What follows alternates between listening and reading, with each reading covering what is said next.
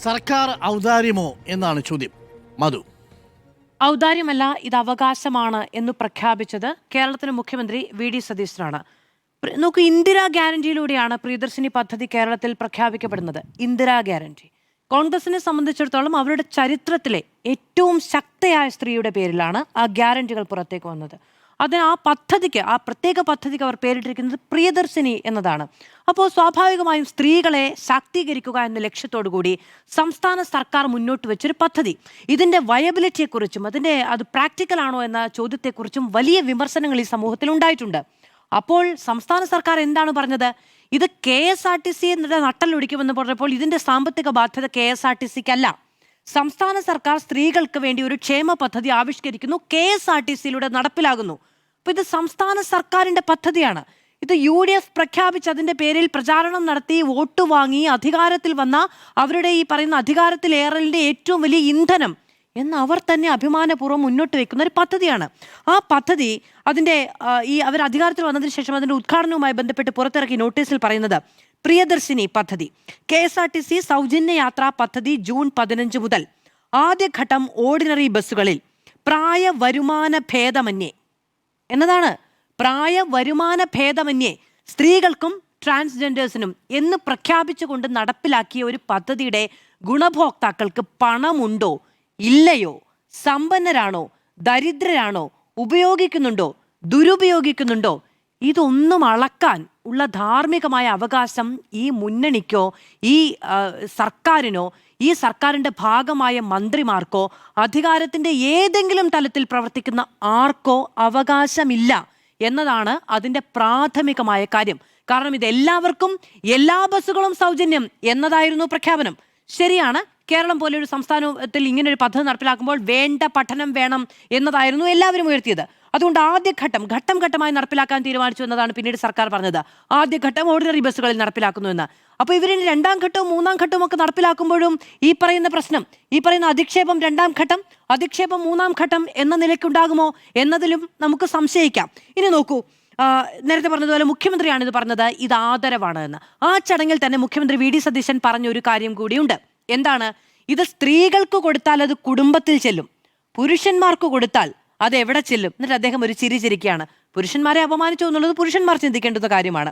പുരുഷന്മാർക്ക് പണം കിട്ടിയിട്ടുണ്ടെങ്കിൽ അത് അവരെ എവിടെ കൊണ്ടുപോയി കളയും അല്ലെങ്കിൽ ചിലവാക്കും എന്ന കാര്യം അതവിടെ നിൽക്കട്ടെ. അപ്പോൾ സ്ത്രീകൾക്ക് കൊടുത്താൽ അത് കുടുംബത്തിൽ ചെല്ലും.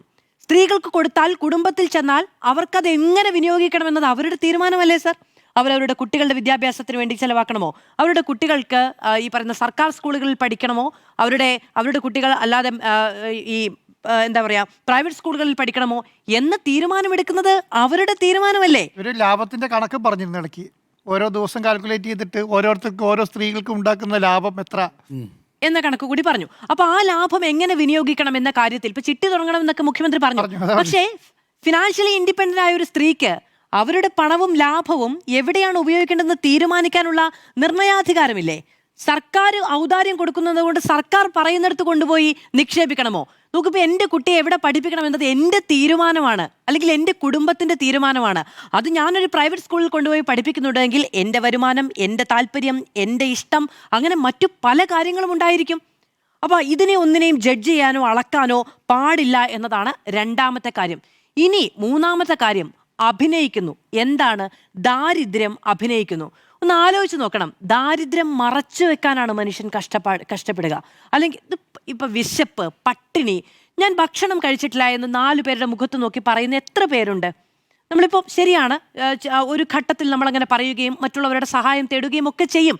പക്ഷെ അത് താങ്ങാൻ കഴിയാത്ത സാഹചര്യത്തിലാണ്, അനാരോഗ്യമുള്ളപ്പോഴും ഒക്കെയാണ്. അപ്പോൾ ഇങ്ങനെയുള്ള കാര്യങ്ങളിലൊക്കെ ആളുകൾ ദാരിദ്ര്യം അഭിനയിക്കുന്നു എന്ന് പറയുമ്പോൾ ഒന്നവർ കള്ളന്മാരാവുകയാണ്, മറ്റൊന്നവർ അഭിനയിക്കുകയാണ്. ഇങ്ങനെയുള്ള കാര്യങ്ങളിൽ മനുഷ്യരെ അധിക്ഷേപിക്കുമ്പോൾ അവരുടെ ആത്മാഭിമാനത്തെയാണ് ചോദ്യം ചെയ്യുന്നത്.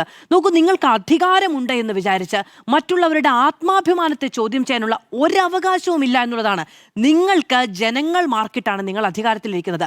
അവരുടെ ജീവിത രീതിയെയോ അവരുടെ താല്പര്യങ്ങളെയോ അവരുടെ ചെലവുമായി ബന്ധപ്പെട്ട കാര്യങ്ങളെയോ അവരുടെ കുടുംബത്തിന്റെ തീരുമാനങ്ങളെയോ അളക്കാൻ നിങ്ങൾ ആളല്ല എന്നത് മനസ്സിലാക്കണം. അധികാരം കൊണ്ട് അങ്ങനെ തോന്നുന്നുണ്ടെങ്കിൽ അതിനെയാണ് അധികാര അന്ധത എന്ന് പറയുക.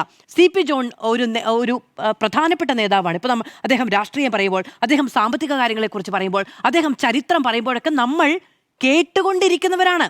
പക്ഷെ അദ്ദേഹം പറഞ്ഞ രാഷ്ട്രീയത്തിൽ തന്നെ ഒരു കാര്യമുണ്ട്, ഈ കാര്യങ്ങൾ അദ്ദേഹം പിൻപറ്റിയ രാഷ്ട്രീയത്തിൽ തന്നെ ഒരു കാര്യമുണ്ട്. നമ്മൾ എത്ര മുകളിൽ വെച്ചിട്ടുള്ള ആളുകളാണെങ്കിലും അവർ പറയുന്ന രാഷ്ട്രീയതയും അവർ പറയുന്ന തെറ്റുകളെയും തിരുത്താനുള്ള ബോധ്യം കൂടി ഉണ്ടാക്കിയത് ഇങ്ങനെ കുറേ നേതാക്കൾ കൂടിയാണ്. അപ്പോൾ നമുക്കവിടെ തിരുത്തേണ്ടതുണ്ട്. അങ്ങ് പറഞ്ഞത് തെറ്റാണ് എന്ന് അതിനുശേഷം അദ്ദേഹം പറയുന്നത് എന്താണ്?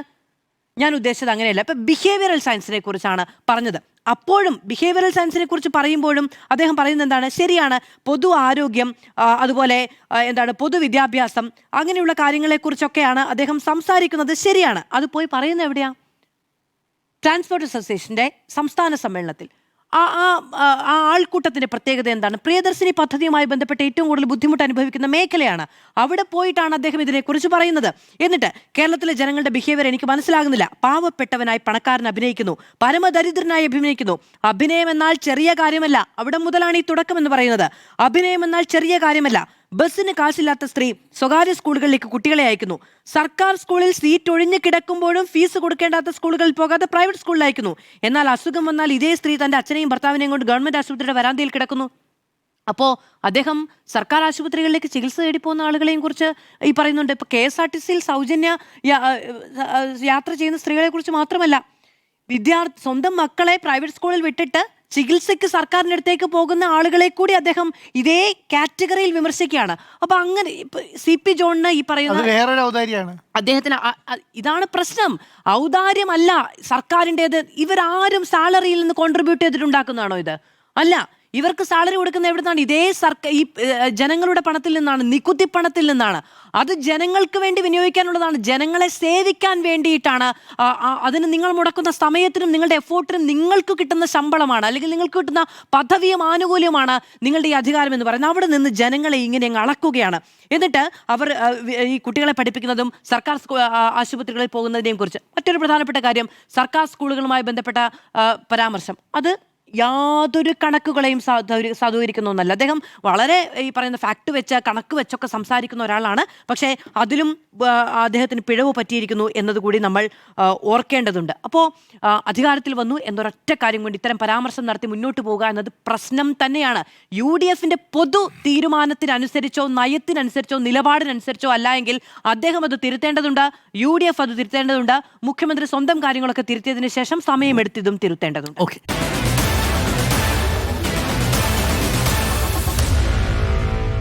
Meet the editors.